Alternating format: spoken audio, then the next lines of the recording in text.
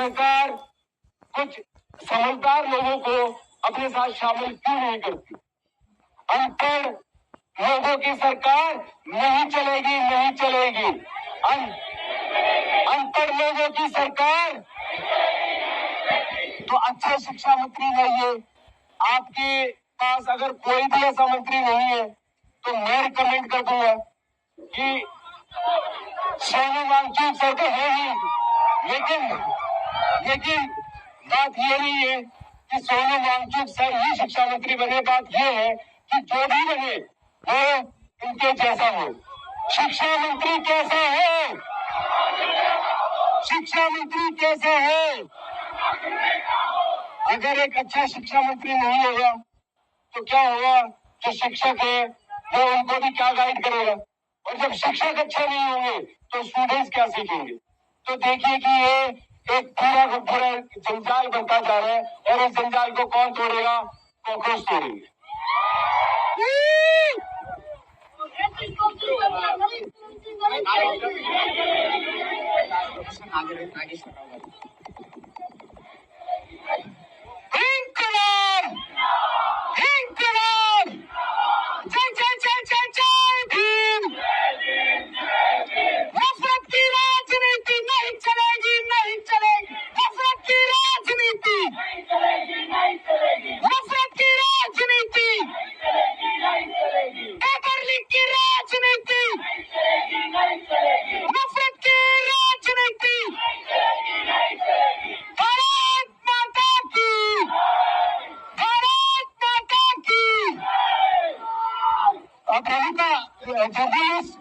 మన professor Nageswararao sir మాట్లాడాల్సిందిగా కోరుతున్నాడు. అందరూ గట్టి చప్పట్లతో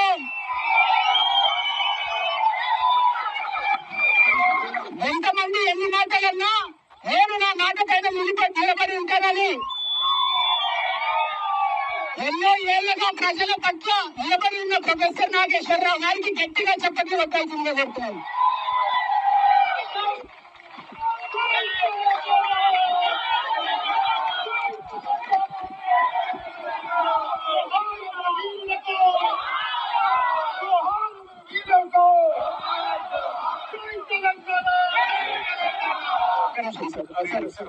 అందరినీ దయచేసి కూర్చోవలసిందిగా కోరుతున్నాం. ప్లీజ్ ఎవరికి కనపడట్లే. ఎండలో ఉన్న ఏం కాదు, కొంచెం సేపు ఎండ తీసుకున్నాం. 22 లక్షల మంది పేపర్ లీక్లు బాధపడి 5 మంది సూసైడ్ చేసుకున్నారు. వాళ్ళకి న్యాయం పోరాడుతున్నాం. అందరం ఎండ అయినా సరే తట్టుకొని నిలబడదాం. మొత్తం ఫోటోలు అన్నింటి అందరూ ఎంతమంది వచ్చినారో జన సముద్రం కనపడాలి కాబట్టి అందరికి కనిపించే విధంగా రోడ్డు మీద కూర్చోవాలి. మనందరం రోడ్డు మీద కూర్చోండి అని కోరుకుంటున్నాం. మిమ్మల్ని అందరినీ అందరినీ రోడ్డు మీద కూర్చోవాలని కోరుకుంటున్నా. ప్లీజ్ మిత్రులారా, ఈ దేశంలో గత కొన్ని నెలలుగా అయ్యా పేపర్ లీక్లు అవుతున్నాయి. అది నీట్ ఎగ్జామ్ కావచ్చు, సిబిఎస్ఈ ఎగ్జామ్ కావచ్చు, ఇంకో ఎగ్జామ్ కావచ్చు. అయ్యా మీరు ఒక మారల్ రెస్పాన్సిబిలిటీగా రాజీనామా చేయండి అంటే ధర్మేంద్ర ప్రధాన్ ఎక్కడున్నాడో కూడా గుర్తులేయడం లేదు. మీకు ఎక్కడో ఒకసారి రైల్వే యాక్సిడెంట్ అయితే రైల్వే మంత్రి లాల్ బహదూర్ శాస్త్రి రిజైన్ చేశాడు. లాల్ బహదూర్ శాస్త్రి నుంచి ధర్మేంద్ర ప్రధాన్ వరకు వచ్చాం మన రాజకీయం. ఉల్లిగడ్డల ధరలు పెరిగాయి అని ఆర్థిక మంత్రిని అడిగితే నేను ఉల్లిగడ్డ తినను, నాకు అలవాటు లేదు అని చెప్పాను. పెట్రోల్, డీజిల్, గ్యాస్ ధరలు పెరిగాయి అంటే ఏడాది దాకా బంగారం కొనడం మానేయండి అని చెప్తున్నారు. ఎందుకు మనం ఏమడుగుతున్నాం? అయ్యా ధర్మేంద్ర ప్రధాన్ రాజీనామా చేస్తే సోనం వాంగ్చుక్ కాడు ఎడ్యుకేషన్ మినిస్టర్. ధర్మేంద్ర ప్రధాన్ రాజీనామా చేస్తే నాగేశ్వరరావు గారు ఎడ్యుకేషన్ మినిస్టర్. కానీ ఎందుకు అడుగుతున్నానంటే ఒక పొలిటికల్ అకౌంటబిలిటీ ఉండాలి ఈ వ్యవస్థలో అంటున్నాను. కానీ మరి ఎందుకు లేదు? యూత్ గా మనం అడగాలి, ఎందుకు ఉండడం లేదు? ఏమైతే ఒక మంత్రి పదవి పోతే అంటే మీకు చిన్న కథ చెప్తాను. యమధర్మరాజు దగ్గరికి ఒక 40-50 ఏళ్ల క్రితం చనిపోయిన ఒక ఇండియన్ పొలిటీషియన్ వెళ్ళాడట. వెళితే యమధర్మరాజు బయటికి వచ్చి పూలదండ వేసి స్వర్గానికి తీసుకెళ్లి ఇంద్రుడికి పరిచయం చేసి భూమిపైన ఒక గొప్ప దేశం ఉంది భారతదేశం. ఆ దేశంలో ఒక గొప్ప రాజకీయ నాయకుడు అని చెప్పి స్వర్గాల్లో అప్పచెప్పేస్తారట. 20 ఏళ్ల క్రితం ఒక రాజకీయ నాయకుడు చనిపోయిపోతే బయటికి వచ్చి పులను వేసి ఇంకా అలా స్ట్రేట్ గా రైట్ సైడ్ వెళ్ళండి స్వర్గం వస్తుంది, అక్కడ నా పేరు చెప్పి ఇంద్రుడిని కలవండి అంటాడట. ఇక ఈ మధ్య చనిపోయిన ఒక రాజకీయ నాయకుడు పోతే సింహాసనం మీదకెళ్ళి లేవకుండా అలా స్ట్రేట్ గా పోయా స్వర్గం వస్తుంది అంటాడట. ఇది ఊరికి చిత్రగుప్త అడుగుతాడు, యమధర్మరాజా మీరు ఎందుకు ఇట్లా మారారు? 50 ఏళ్ల కింద మీరే పర్సనల్ గా వెళ్ళారు ఇంద్రుని దగ్గరికి, 20 ఏళ్ల కింద మీరు వెళ్ళి పూలదండ వేసి చూపారు, ఇప్పుడు కదులుతలేరంటే నేను లేస్తే ఆ రాజకీయ నాయకుడికి నా సింహాసనంలో కూర్చుంటాడు. ఇది ప్రాబ్లం మన దేశంలో. అందువల్ల ఏమడుగుతున్నాను, వేల కోట్ల రూపాయలు బడా కార్పొరేట్ కంపెనీలకు ప్రభుత్వాలు రాయితీలు ఇస్తున్నాయి, వేల కోట్లు. కానీ తెల్లారి పొద్దున ఈమెయిల్ వస్తాను ఉద్యోగం పోయింది అని చెప్పి. అసలు దీనికి ఎవరు బాధ్యుడురా? కనీసం ఉద్యోగం తీసేసే ముందన్న థ్యాంక్ యూ చెప్పడం, ఈమెయిల్ పొద్దున వేస్తే ఆఫీస్ ఈమెయిల్ ఓపెన్ కాదు. ఇంత అవమానకరంగా ఉద్యోగాలకు తీసేయాల్సిన అవసరం ఉందా? క్యాంపస్ లో హైరింగ్ జరగదు. ఇవాళ 20% ఇండియాలో యూత్ అన్ఎంప్లాయ్మెంట్ 20%. ఎందుకు ఇలా ఉండాలి? అయ్యా నేనేమంటాను, నాకు ఉద్యోగాలు ఇస్తే ఈ దేశ సంపదను తీసుకొస్తాం. మీరు $5 ట్రిలియన్ తెలియదు కానీ నేను తెస్తాం, మాకు ఉద్యోగాలు ఇవ్వండి అని అడుగుతున్నాను. నేను ఏం తేరగా పరాన్న జీవులుగా పారాసైట్స్ గా బతకాలని అనుకోవడం లేదు, కష్టపడి పనిచేయాలనుకుంటున్న కాక్రోచ్లను నేను అని చెప్తున్నాను. కానీ ఇవాళ ఉద్యోగాల గురించి అడిగితే ఎవరు ఆన్సర్ చెప్పరు. అయ్యా నిర్భయ నుంచి దిశ వరకు అత్యాచారాలు జరుగుతున్నాయి, దీని సంగతి ఏంటి అంటే వాళ్ళ ఆడవాళ్ళు అంత రాత్రి ఎందుకు వెళ్ళారు, ఆర్డర్స్ ఎందుకేసుకొని వెళ్ళారు అని ఆన్సర్లు వస్తాయి. ఇది ఏంటి రాజకీయ వ్యవస్థలు? ఇవన్నీ ప్రశ్నిస్తే నువ్వు అర్బన్ నక్సలైట్ అంటారు, నువ్వు చైనా ఏజెంట్ అంటారు, నువ్వు పాకిస్తాన్ ఏజెంట్ అంటారు, నువ్వు హిందూ ద్రోహి అంటారు, నీవు దేశద్రోహి అంటారు. కానీ ఇలా అనేవారికి మేము చెప్పదలుచుకున్నాం, మేము భరత మాత ముద్దు బిడ్డలం, భగత్ సింగ్ తమ్ముడము అని చెప్పవచ్చు. అందుకే ఇవాళ ఇక్కడ మనం గట్టిగా నినాదాలు ఇవ్వాలి. మీరే కాదు దేశభక్తులు, మేమే దేశభక్తులం. భారత్ మాతాకి, భారత్ మాతాకి, భారత్ మాతాకి. ఇప్పుడు చెప్పండి ఎవరు నిజమైన దేశభక్తులు? అందువల్ల భారత రాజ్యాంగం ఆరోగ్యని we the people of India అని. సో ఇవాళ we the people of India చెప్తున్నాం. గాంధీ మహాత్మునికి 7 ఏళ్ల జైలు శిక్ష విధించాక జరుగుతాడు, నీవు విడుదలయ్యాక ఏమి చేస్తావంటే మళ్ళీ ఇలాగే దేశ స్వాతంత్రం కొరకు రాస్తాను, జైలు వేసుకొని చెప్పాడు. అందువల్ల అంబేద్కర్ అంటాడు, అయ్యా మనం కష్టపడి రాజ్యాంగాన్ని నిర్మించుకున్నాం, కానీ ఈ రాజ్యాంగం యొక్క ప్రజల ఆకాంక్షలు తీర్చలేకపోతే ఈ రాజ్యాంగాన్ని ప్రజలే చెరిపి వేస్తారు, జాగ్రత్త అని హెచ్చరిస్తాడు. ఇవాళ మేము రాజ్యాంగాన్ని కాపాడటానికి వచ్చాము, మీరు రాజ్యాంగాన్ని భ్రష్టు పట్టించడానికి వచ్చారు. అందువల్ల జై సంవిధాన నినాదం వెనకాలం తీరుతున్నది. ఫైనల్ గా ఒక విషయం ఫ్రెండ్స్, ఆన్లైన్ లో ప్రారంభమైన ఈ ఆవేశం ఇవాళ స్ట్రీట్ ఫైట్ గా రూపాంతరం చెందింది. గుర్తుపెట్టుకోండి, సోషల్ మీడియా యాంగర్ మాత్రమే సరిపోదు, అది స్ట్రీట్ ఫైట్ పోరాటంగా సాగాలి. దీనికి భయపడాల్సిన అవసరం లేదు. ఒక్కటే నినాదం, బతకాలంటే చావడం నేర్చుకోవాలి, అడుగడుగున పోరాటం నేర్చుకోవాలి. జీనా హైతో మరనా సీఖో, కదం కదం పర్ లడ్నా సీఖో. జీనా హైతో మరనా సీఖో, కదం కదం పర్ లడ్నా సీఖో. జీనా హైతో మరనా సీఖో, కదం కదం పర్ లడ్నా సీఖో.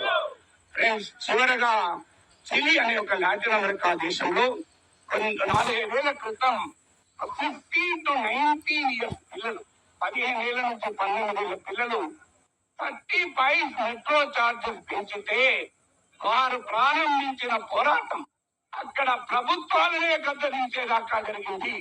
ఇవాళ హెచ్చరిస్తున్నాం, మేము ప్రజల తరఫున ఇవాళ మీరు మీడియాను మీ చేతిలో పెట్టుకుంటారు, రాజకీయ వ్యవస్థను మీ చేతిలో పెట్టుకుంటారు, సోషల్ మీడియాను కూడా మీ చేతిలో పెట్టుకుంటారు. కానీ జనాగ్రహం కట్టలు పెంచుకుంటే దేశంలో మరో కాక్రోచ్ ఉద్యమం అవుతుందని నిరూపించాం. అందువల్ల ఈ పోరాటంలో అంతిమ విజయం ఉన్నది. అందువల్ల ఈ విజయం సాధించే వరకు పౌర సమాజ చైతన్యం ముందుకు జరగాలి. ఈ వ్యవస్థ వరకు ఈ పోరాటం కొనసాగాలని చెప్తూ మరొక్కసారి మీ అందరికీ అభినందనలు తెలియజేస్తూ ఒక్కసారి భరతమాత బిడ్డలం హిందూ తమ్ములం భరతమాత బిడ్డలం భరతమాత బిడ్డలం భరతమాత బిడ్డలం जीना है तो कदम कदम पर जीना है तो कदम कदम पर जय संविधान। Thank you.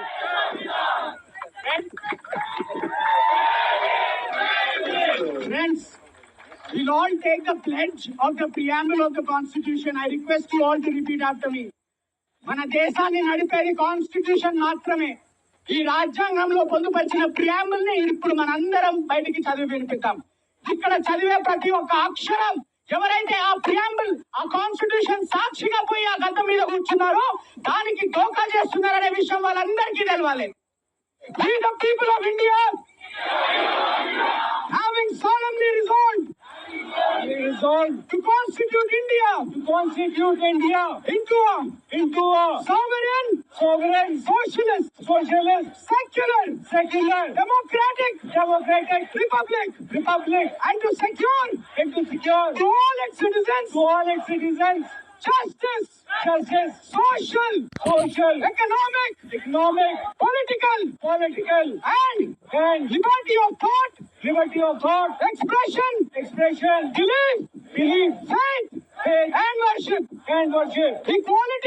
equality of status, of opportunity, and to promote among them all fraternity, assuring the dignity of the individual and the nation. Bharat Mata ki jai. Vande Mataram. ఇప్పుడు కొంతమంది కాన్స్టిట్యూషన్ నమ్మట్లేదు, దేవుడిని నమ్ముతున్నారు. కాన్స్టిట్యూషన్ నమ్ముతారు, దేవుడిని నమ్ముతారు. కానీ ఆ దేవుడు ఏం చెప్పాడు? కృష్ణ భగవానుడు ఏం చెప్పాడు? యదా యదా హి ధర్మస్య గ్లానిర్భవతి భారత అభ్యుత్నం అధర్మస్య తత్మానం సృజామ్యహం. It means, why am I saying this? Whenever there is a decline of dharma and rise of adharma, I will manifest myself. Lord Krishna had said this. Who believe in this dharma? I ask you to ask Mr. Dharmendra Prasad. You have name in you. You have dharma in your name, but not in your character. Your parents have might given you the name dharma, but you are not fulfilling your dharma. So now I want to call Mr. Dharmendra Prasad, Mr. Education Minister Dharmendra Prasad. इस्तीफा दो Dharmendra Prasad.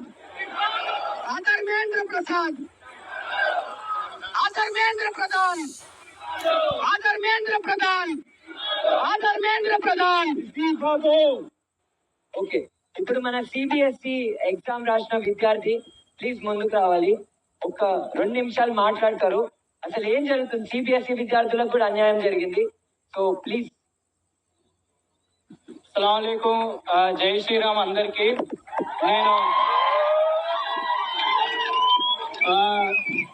నేను CBSE exam రాసా ఈ year. And exam results వచ్చేంత వరకు చాలా హ్యాపీగా ఉండే, చాలా బాగా రాసామని అందరం అనుకున్నాం.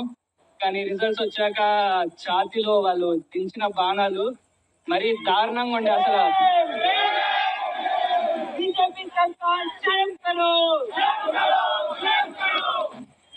ఈ నీట్ ఎగ్జామ్ గురించి కూడా మన ప్రధానమంత్రి మోదీ ఏం మాట్లాడట్లేదు. ఇంకా మొన్న డీలిమిటేషన్ బిల్ పాస్ అయినప్పుడు అరగంట వచ్చి అమ్మాయిల కోసం బిల్ పాస్ చేయలేదు ఇది అని ఏడ్చారు. నీట్ ఎగ్జామ్ ఓన్లీ అబ్బాయిలే రాస్తున్నారని అడుగుతున్నా నేను.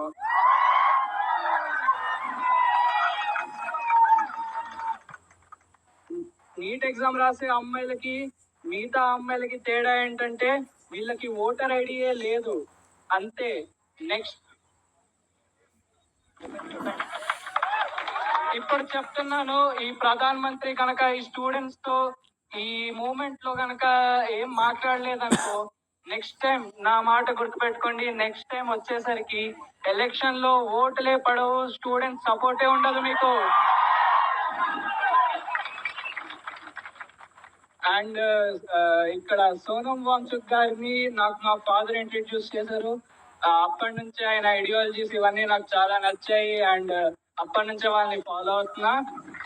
అండ్ మా mother she uses to always surf on Tulsi ma'am videos in our kitchen and always. So it is been very nice to meet you both ma'am. Thank you sir. Thank you అన్నా. CBSE विद्यार्थी संघर्ष करो, हम तुम्हारे साथ हैं। CBSE विद्यार्थी संघर्ष करो। जो नेता है वो खुद को ऐसा क्यों मानने लगे हैं कि जैसे हम तो सबके बॉस बन गए, माई बाप बन गए? क्यों? क्योंकि हम लोग बोले नहीं, लेकिन अभी हम लोगों को बोलते रहना है। और जो तेलंगाना की मीडिया है, आपसे मेरी एक रिक्वेस्ट है कि जो लैंग्वेज है ना वो भी हमारे दिमाग को बहुत प्रभावित करती है। तो हम मीडिया में, अखबार में क्या लिखते हैं? Ruling party. वो रूलिंग पार्टी नहीं है, वो गवर्निंग पार्टी है। आप उनको बार बार बोलोगे रूलिंग पार्टी तो खुद को रूलर समझने लगते हैं। तो प्लीज जितने भी तेलंगाना के अखबार है, टीवी चैनल है, आज से रूलिंग पार्टी बंद, गवर्निंग पार्टी बोलना शुरू कीजिए। और अब मैं इनवाइट करना चाहता हूँ कि पॉलिना पिल्लई जो एक स्टूडेंट है, वे बताएं कि उनके जीवन पे क्या क्या प्रभाव पड़ा है इन पेपर लीक्स का। Hi all, मेरा नाम पॉलिना पिल्लई है. For the past 6 years, I've been writing multiple exams, be it competitive or state or central government. The main concern here is कभी notification निकलता है. Right after COVID, the education system has declined very badly. कभी notification नहीं निकलता है. Notification निकलने के बाद एग्जाम नहीं होता है. एग्जाम दे भी देते हैं हम तो उसका रिजल्ट टाइम पर नहीं आता है. Sometimes people they have made this as a money extortion thing. वो एप्लीकेशन फीस लेते हैं, उसके बाद एग्जाम कंडक्ट नहीं करते हैं, एप्लीकेशन फीस का रिएम्बर्समेंट बोलते हैं, वो फीस दोबारा आता नहीं है.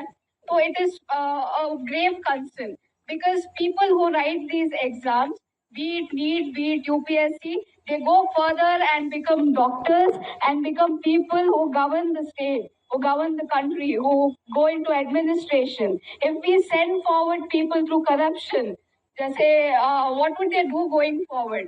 आज उन्होंने पैसे दे के सीट खरीद लिया, कल जाके सीट पे बैठ के काम क्या करेंगे जब उनको कुछ आता नहीं है? जो लोग कैपेबल है, जो लोग डिजर्विंग है, उनके पास पैसा नहीं है तो ये नहीं है कि वो लोग कर नहीं पाएंगे. Because we have a constitution that gives opportunity to everybody. If you're capable, if you have the eligibility, you can reach there. And ये जो movement है, it is not political. It is concern of every student, every parent who has been trying to come forward in the system, gain a proper respectful living. Okay.